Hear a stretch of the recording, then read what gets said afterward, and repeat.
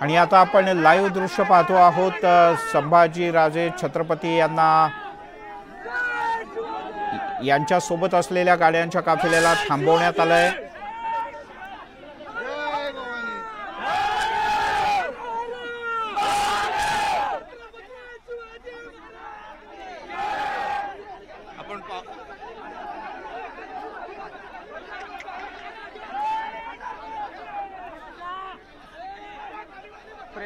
प्रेम on है ठीक है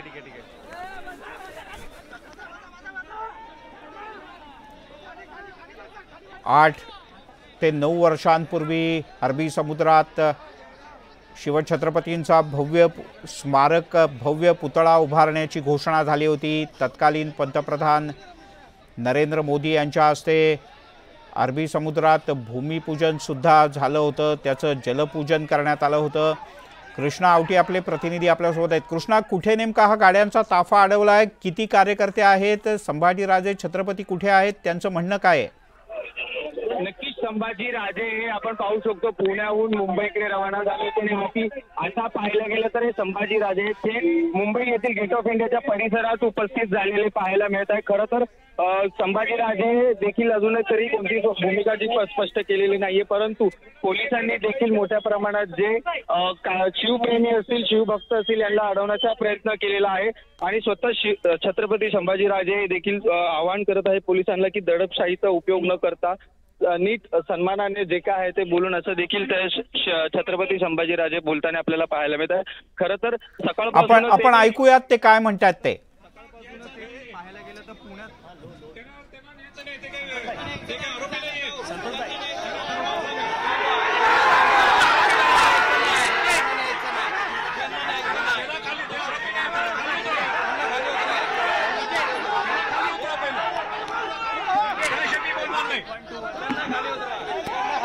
हे आरोपी नाहीत, त्याला खाली उतरा, त्याला खाली उतरा। हे आरोप राजे आणि आपल्या या ठिकाणी जमलेले पण सगळा पक्ष हे बरोबर नाही, हे बरोबर नाही ना, हे काय पद्धत चालू आहे? ठीक आहे, दडपशाही आहे, ही दडपशाही आहे, सगळ्यांना हे नाही बरोबर, त्यांना सगळ्यांना उतरायला पाहिजे।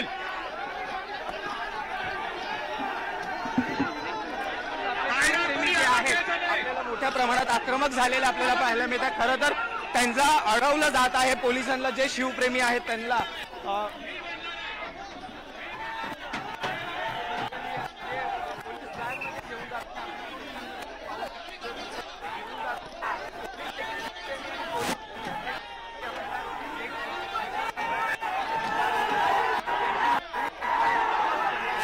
देखील मागणी केली की मी आरोपी नाही आहोत, आम्हाला या व्हॅनमधून उतरा, तरीही पोलीस जे आहेत आपल्याला मोठ्या प्रमाणात व्हॅन जाताना पाहायला मिळेल आणि शिवप्रेमी जे आहेत हे आक्रमक झालेले आपल्याला पाहायला मिळेल। खरं तर पाहिलं गेलं तर पोलीस देखील या सर्व गोष्टींकडे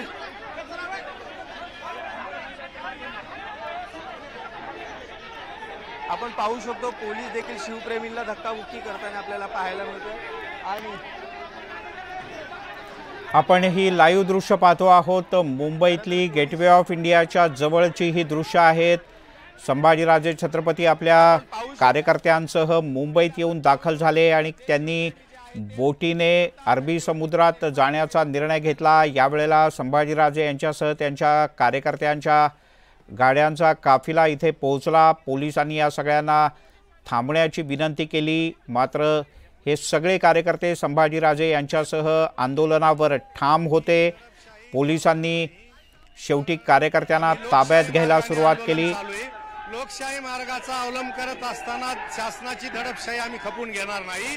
एक तर तुम्ही 8 वर्षामध्ये कुठलंही काम केलं नाही, आम्हाला लोकशाही मार्गाने ते पाहणी करण्याचा पूर्ण एक नागरिक म्हणून एक शिवप्रेमी म्हणून अधिकार आहे, तर आम्ही केंद्र शासनाचा इथे धिक्कार करतो। खरं तर संभाजीराजेंनी देखील अशी मागणी केली पोलिसांकडे की आम्ही आरोपी नाही आहोत, आम्हाला गाड्यांमधून उतरा। त्याच्याकडे कसं?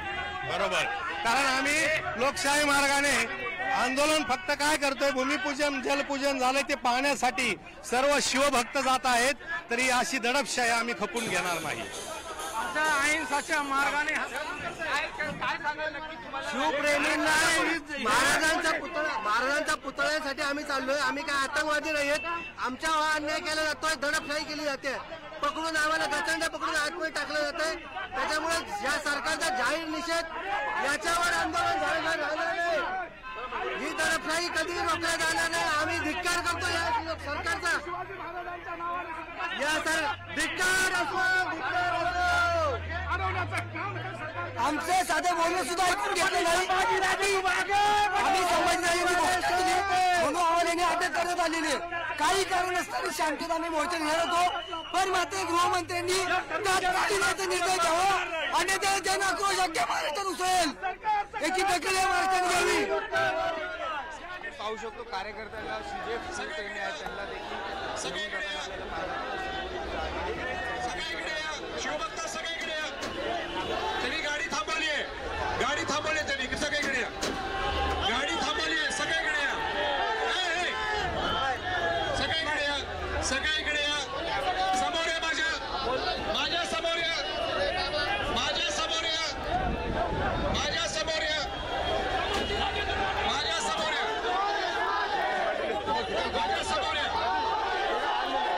माझ्या समोर या,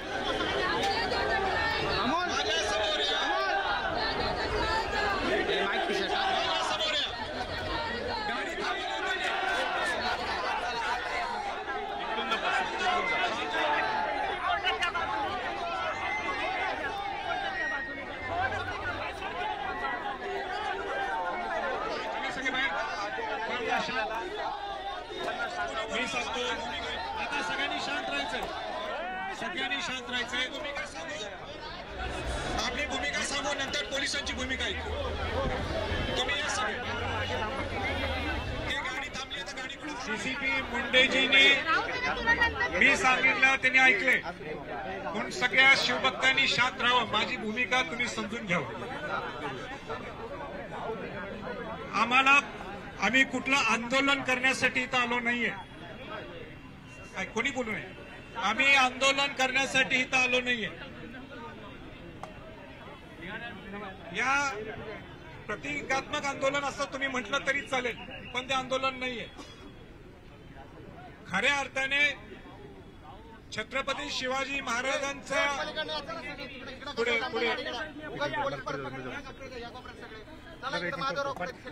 पुढे कायदा कोणी हातात घ्यायचा नाही. माझी पहिल्या दिवसापासून भूमिका ही आहे, कायदा कोणी हातात घ्यायचा नाही. आणि ज्या मागण्यासाठी आम्ही आलोय, जे 13 कोटी जनतेच्या समोर हा विषय घेऊन जायचाय, तो हेतूच आहे की कुठला कायदा न हातात घेता कायद्याच्या बाहेर जाऊन काही गोष्ट आपल्याला करायची नाहीये. आणि मी माझ्या बोलण्याचं तुम्हाला दिसून येईल. गडकोट किल्ल्यांसाठी ते आपले जीवन स्मारक आहेत. शिवाजी महाराजांनी हिंदवी स्वराज्य जे निर्माण केलं, ते जीवन स्मारक जीवित राहावेत म्हणून माझा 15-20 वर्षापासून हा माझा प्रयत्न आहे. मी माझी प्रशंसा करत नाही, पण खरी परिस्थिती ही सुद्धा आहे. दुर्गराज रायगड किल्ला याला सरकारला मी भाग पडलं आणि तिथं रायगड प्राधिकरण स्थापन झालं आणि 75 वर्षात पहिल्यांदा आयुष्यात भारताच्या स्वातंत्र्याच्या नंतर रायगड किल्ल्याचं संवर्धन जतन सुरू झालं. ह्याच्यावरच तुम्हाला दिसून येते, मला बोलून ह्याच्यावरच तुम्हाला दिसून येईल की संभाजी छत्रपतींची प्रामाणिक भावना किती आहे. नंबर 2, मुंबईत ही देशाची आर्थिक राजधानी आहे आणि मुंबईत एक मोठं स्मारक व्हावं ही त्यावेळी सगळ्या पुढाऱ्यांची इच्छा होती. त्याचं मी कौतुक करतो. पूर्वी पहिल्यांदा जर कोणी घोषणा केली असेल ते राजश्री छत्रपती शाहू महाराजांनी केली. राजश्री छत्रपती शाहू महाराजांनी इच्छा व्यक्त केली मुंबई महानगरपालिकेकडे की मुंबई महानगरपालिकेच्या समोर तिथं छत्रपती शिवाजी महाराजांचं स्मारक उभं राहावं. त्याचा पूर्ण खर्च हा मी माझ्या करवी संस्थांच्या दरबारमधनं करेन. पण त्यावेळीची राजकीय परिस्थिती काय झाली, काय घडलं, त्याच्यात मला खोल जायचं नाही, ते जात गेलं नाही पुढं. नंतर अनेक लोकांनी आपल्या भावना व्यक्त केल्या की मुंबई सारख्या ठिकाणी इथं शिवाजी महाराजांचं एक भव्य जे जग पाहिल असं इथं स्मारक व्हायला पाहिजे. घटकोट केली तर जीवित स्मारक आहे त्यांची. पहिल्यांदा सुशीलकुमार शिंदे यांनी घोषणा केली 2010 मध्ये. त्यावेळीचे तत्कालीन मुख्यमंत्री अशोकराज चव्हाणांनी सांगितलं इथं शिवाजी महाराजांचं स्मारक व्हायला पाहिजे. त्यांच्या जाहीरनाम्यात घेतलं. नंतर काय झालं, विषय गेला पाण्यात, विषय झाला डायल्यूट. आणि 2014ला भाजपने त्यांच्या जाहीरनाम्यात घेतलं की शिवस्मारक आम्ही अरबी समुद्रात तिथं उभा करणार. 2016ला बरोबर बघा, मुंबई महानगरपालिकेच्या निवडणुकीच्या अगोदर ते साधून घाई गडबडीने पण त्यांनी देशाचे पंतप्रधान नरेंद्र मोदीजींच्या हस्ते ते जलपूजन केलं. ज्यावेळी नरेंद्र मोदी एक पंतप्रधान जलपूजनला येतात याचा अर्थ काय की तुमच्या परमिशन सगळ्या 100% पाहिजे, त्याशिवाय कुठलाही पंतप्रधान येत नाही. पंतप्रधानांनी जलपूजन केलं. त्या जलपूजनाला मी स्वतः हजर होतो. मला आनंद वाटला, मला कौतुक वाटलं की खरोखरच गडकोट किल्ल्याचं ठीक आहे रेंगाळलंय, ते व्हायलाच पाहिजे. त्याच पाठोपाठ जर इथं शिवाजी महाराजांचं एक भव्य स्मारक उभा राहत असेल, जसं सरदार वल्लभभाई पटेल यांचं स्मारक उभं राहिलं गुजरातमध्ये, मला तुलना करायची नाही, पण शिवाजी महाराज हे देशाचं दैवत आहे. आणि शिवाजी महाराजांचं जर इथं स्मारक होत असेल त्याचं कौतुक व्हायला पाहिजे. पण 2016ला जलपूजन झालं. एक समिती सुद्धा स्थापन झाली. LNTला कॉन्ट्रॅक्ट दिला गेला. मला सांगा त्याच्यानंतर काय झालं. मी विषय हातात घेतला परत. मी वेळोवेळी त्यावेळीचे मुख्यमंत्री तत्कालीन देवेंद्र फडणवीसांना सांगितलं, विचारपूस केली. त्यानंतर तत्कालीन महाविकास आघाडीचे मुख्यमंत्री उद्धव ठाकरेंची माझी चर्चा झाली. त्याच्यानंतर आता एकनाथ शिंदेजी आणि आताचे उपमुख्यमंत्री देवेंद्र फडणवीसांची चर्चा झाली. त्यांना विचारलं का तुम्ही सुरू करत नाही. सगळ्यांचं उत्तर एकच, जे उत्तर मला डायरेक्ट दिलं नाही, पण दुसरीकडे कळालं की ते पर्यावरणचे काहीतरी प्रॉब्लेम आलेले आहेत, काहीतरी अडचण निर्माण झालेली आहे, कोर्टात विषय गेल्यामुळे आम्हाला पुढं काही करता येत नाही. माझा प्रश्न आहे, सगळ्या पुढाऱ्यांना प्रश्न आहे, प्रामुख्याने या सरकारला प्रश्न आहे. तुमचं केंद्रात सरकार आहे, तुमचं राज्यात सरकार आहे, तुम्हीच घोषणा केली, तुम्हीच जलपूजन केलं, आणि ते काही किरकोळ माणसाचं जलपूजन किरकोळ माणसाचं स्मारक नाहीये. ते छत्रपती शिवाजी महाराजांचं अरबी समुद्रात 2800 कोटी रुपये जाहीर केले होते त्यावेळी, त्याचं जलपूजन केलं. आणि जलपूजन केल्यानंतर एक समिती स्थापन केली, LNTला कॉन्ट्रॅक्ट दिला. आज तिथं काय झालंय हे आपल्याला माहित नाहीये. आता मी स्वतः जलपूजन करण्यासाठी गेलो, मी अभिवादन शिवाजी महाराजांना केलं, पण माझी इच्छा आहे ना, एक 13 कोटी महाराष्ट्रातल्या जनतेला समजायला पाहिजे नेमकं शिवाजी महाराजांच्या अरबी समुद्रात तिथं स्मारक झालं आहे काय नाही, आणि झालं असेल तर जाऊन सगळी शिवभक्त जाऊन अभिवादन करू. हे काय मला पोलिसांना विचारायचं आहे. एक मिनिट, कायदा हातात, आपण कायदा हातात घेतोय का? अजिबात नाही. कायदा हातात घ्यायचाय का? नाही. मुळीच घ्यायचं नाही. इथं डिजिटल बोर्ड लावले. नाही म्हणजे मी हे राजकीय भाषण नाहीये, नाही बोलू नका. तुम्ही सुद्धा नाही बोलायचं, पुढे नाही बोलायचं. हे राजकीय भाषण नाहीये. हे माझं त्या घरात माझा अधिकार आहे थोडा बोलायचा.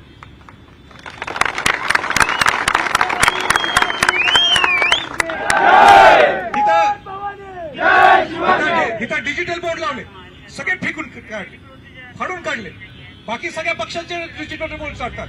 त्या जो व्यावसायिक आहे त्याला धमकी, त्या बात्र्याला ते कुठलं पोलीस स्टेशन खेरेवाडीमध्ये तो गुरोपी आहे तो त्या व्यावसायिक जो आहे त्याला पकडून, त्याचा काय संबंध आहे बिचारा, त्याला कॉन्ट्रॅक्ट मिळालंय, त्याला पकडून मारलं. त्याला म्हणतात अरे भाजपचं सरकार आहे, तू कसं लावतोस, इथं बोटवाले, त्याचं माझ्याकडे रेकॉर्ड आहे, तुम्ही म्हटलं तर रेकॉर्डिंग मुंडेशी ऐकू शकतो, मुंडेजी तुम्हाला ऐकू शकतो.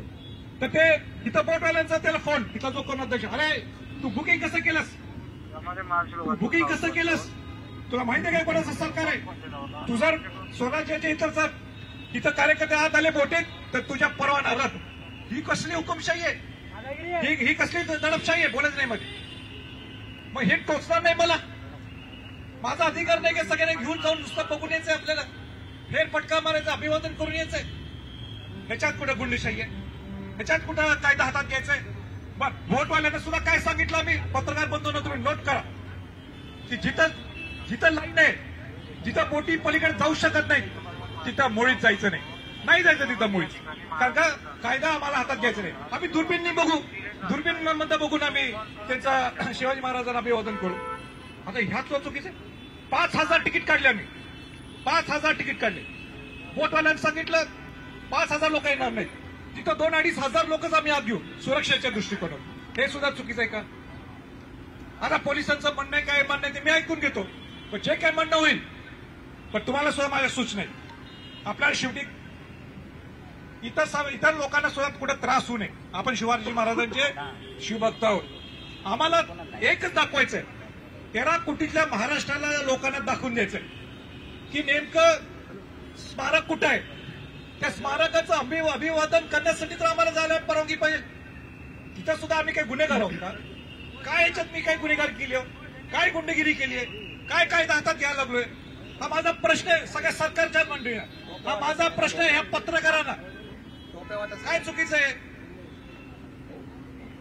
त्यांनी सांगावं, हो मी कायदा मोडायला लागलोय, इथं परत जातो, मी इथं परत जातो, शिवाजी महाराजांना अभिवादन करताय मला, त्यांनी सांगावं, सरकारने सांगावं की नाही संभाजी छत्रपती तुमची भूमिका चुकीची आहे, तुम्ही लोकांना भडकवायला लागलेले, तुम्ही राजकारण करायला लागले. अनेक लोक मला म्हटले, अहो तुम्ही आत्ताच निवडणूक आली पण तुम्ही करायला लागलाय का? अहो ज्यावेळी स्वराज्य पक्ष आत्ताच स्थापन झालाय, या 8 दिवसाच्या अगोदर, त्याच्या अगोदर कुणी भूमिका घेतली हो? मी होतो. गडकड कल्याणसाठी भूमिका कोणी घेतली? हा संभाजी महाराज, हा पट्ट्या संभाजी छत्रपती नुसता दुर्गांच्या बरोबर बोलतो, कोण बोलत नाही, सगळ्या मतासाठी, कारण यांना मतं मिळत नाही म्हणून कोण आवाज उठवत नाही. मी सुद्धा आवाज उठवायचा. जागतिक वारसा हक्काचे लोक आलेत ना आता, ते कोणी आणले, सरकार म्हणून असं आम्ही आणले असते, पण त्याची पुढाकार कोणी घेतला? तिथे शिखा जैन मॅडम जे त्यांच्या फिरायला लागले, युनेस्कोचे आयकॉमॉसच्या उपाध्यक्ष आहेत, त्यांना आणलं कोणी भारतात? पहिल्यांदा भारतात नाही, आपल्या महाराष्ट्रात या संभाजी छत्रपती या पट्ट्याने आले.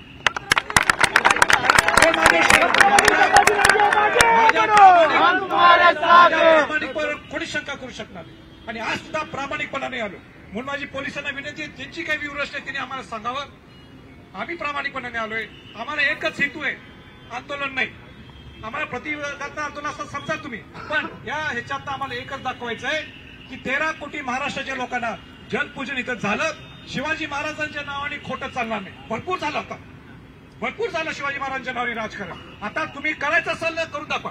तुम्हाला हे नाही जमत ना, ऐका, हे तुम्हाला जमत नाही ना स्मारकाला सांगून टाकायचं, हे सरकार, हे आम्ही स्मारक करू शकत नाही, पण आम्ही गडकोट किल्ल्यासाठी पैसे देतो बघ म्हणा तर तुम्ही.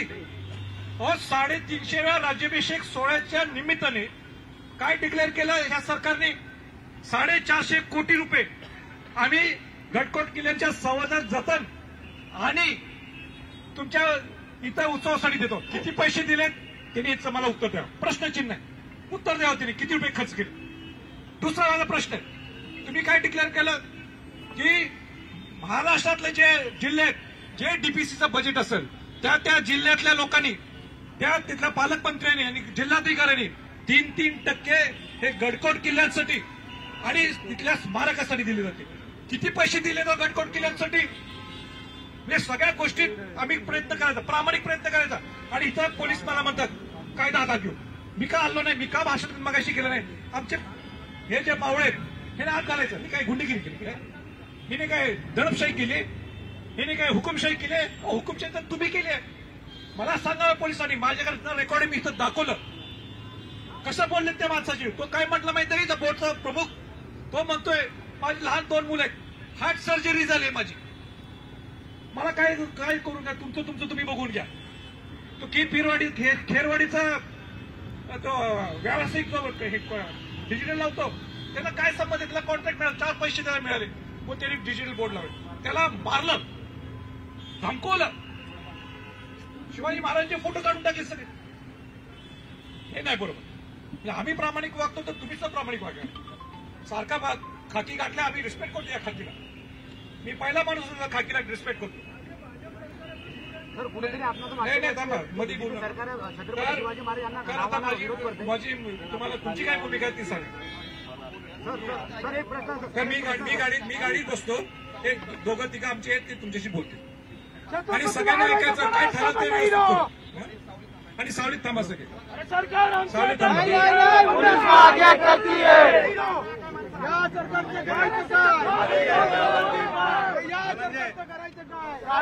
आपण हे दृश्य पाहतो आहोत. आलेल्या आपल्या सर्व सहकारी कार्यकर्त्यांना संभाजीराजे छत्रपती यांनी संबोधित केलं.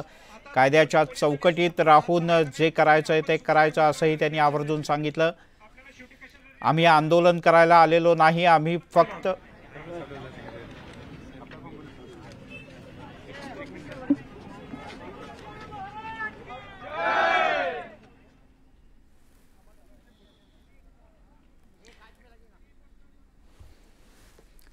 आंदोलन करायला आलेलो नाही, आम्ही पाहणी करायला आलोय. आंदोलन करण्याचा आमचा हेतू नाही असंही त्यांनी सांगितलं. समिती स्थापन झाल्यापासून शिवस्मारकाचं काम का झालं नाही असा थेट प्रश्नही त्यांनी सरकारला विचारलाय. आता हे सगळे आंदोलनकर्ते आल्या मार्गाने निघून जातात का पोलीस त्यांच्यावर कारवाई करतात हे पाहणं अत्यंत महत्त्वाचं आहे. सुरुवातीला